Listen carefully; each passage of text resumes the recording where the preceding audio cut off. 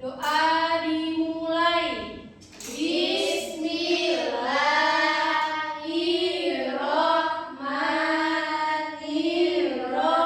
Bismillahirrahmanirrahim. Rabbil zidni warzuqni fahman. Amin. Oke, sebelum itu Ibu mau cek hadiran dulu. Ada yang tidak hadir hari ini? Banyak Ibu. Ada yang tahu kenapa tidak hadir? Ada yang sakit. Ada yang apa? Ada yang malas. Oke, sebelum kita masuk pada materi sistem pencernaan manusia dan cara menjaganya. Oke, anak-anak, sebelum Ibu mau mulai pembelajaran, Ibu mau ice breaking dulu ya, boleh? Boleh, Bu. Oke, kita mulai ya. 1, 2, 3. Buka tutup, buka tutup. Bertepuk tangan. Buka tutup, buka tutup. Tepuk tangan lagi. Bergulung-gulung, bergulung-gulung. Sambil tersenyum. Bergulung-gulung, bergulung-gulung. Sambil tersenyum. Oke, jadi hari ini kita akan belajar tentang sistem pencernaan manusia dan bagaimana cara kita menjaganya. Oke, Ibu mulai dari pengertian. Sistem pencernaan manusia adalah proses mengubah makanan menjadi zat-zat gizi yang lebih sederhana agar dapat diserap oleh tubuh untuk menghasilkan energi pertumbuhan dan memperbaiki sel-sel bagian tubuh. Kemudian ada organ-organ manusia.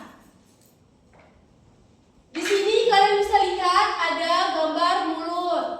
Pasti kan kalian kalau di dalam tubuh itu kalian belum tahu kan apa-apa saja organ atau Saya cuma tahu tubuh. mulut, gigi. Iya, pintar. Makanya ini Ibu kasih contoh, kasih gambar supaya kalian bisa tahu apa-apa saja yang ada, organ apa saja yang ada di dalam tubuh kalian. Jadi ini pertama ada gambar mulut, terus kemudian ini ada gambar kerongkongan, terus kemudian ini ada gambar lambung, ada gambar hati, ada gambar kantung empedu, ada gambar Ibu, itu hati yang sering sakit kan? ya. Itu hati yang sering sakit. Hatimu itu bukan hati yang Hatinya dia, Ibu. Iya, Gram Bogoro. Oke, lanjut ya anak-anak. Ya. Ini ada di sini gambar pankreas, kemudian ada usus halus, usus besar, rektum, dan ada anus. Bu, mau tanya. Ya. Kalau empedu itu tempat penampungan makanan kan? Iya. Iya, apa dulu itu Ibu? Jelaskan dulu. Nih, dia ada penjelasan, ada fungsinya ini. Dia kalau untuk kantung empedu, dia itu fungsinya itu menyimpan dan mengembangkan empedu ke dalam usus halus. Nah, gitu. Oke, sekarang kita masuk di fungsi organ pencernaan. Ini pertama ada mulut. Kalian pasti sudah tahu kan apa kegunaannya mulut? Ada yang tahu tidak apa kegunaannya mulut? Tahu. Ini apa kegunaannya Buat mulut? bebas Ibu. Salah, itu gosip. Iya, kita tentunya. Anak-anak kalau itu gosip itu dosa. Oke, lanjut. Jadi mulut itu dia tugasnya itu untuk mengunyah makanan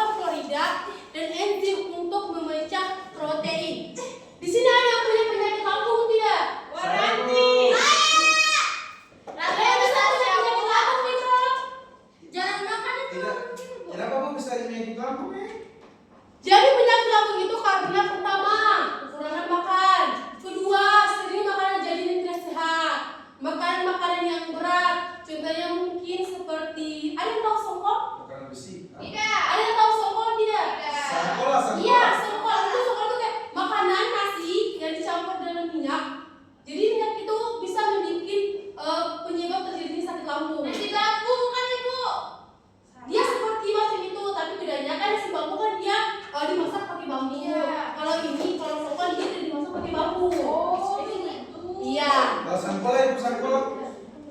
Kasuami. Iya, kak suami juga itu tidak bagus untuk kesehatan lambung karena dia kulit keras. Bisa makan itu kecuali kalian bisa makan nasi dulu. Dimulai dulu dengan jangan yang lembek, baru bisa makan itu. Oke, kita lanjut ke hati.